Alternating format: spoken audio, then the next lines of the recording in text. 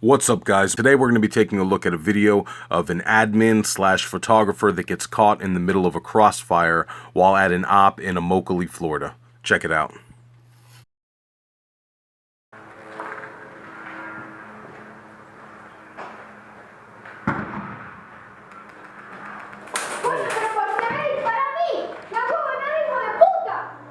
As you can see, the Airsoft player unsuspectedly and unintentionally walks behind the admin to take a peek out of the door.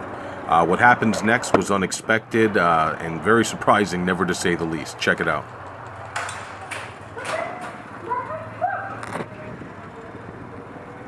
Yeah, this is a hot spot. You might want to... Yeah. Once the Airsofter realized the situation, he intervened and stepped in between the shooter and the admin. Let's take a look what happened after that. What the fuck? Go ahead. I'm going to kill What the fuck? Clearly not happy about the situation, the admin walks down there and gives the other players a piece of her mind. Moral of the story here, guys, while it wasn't intentional that these guys were shooting down on her, just always be aware of your surroundings and what you're shooting at.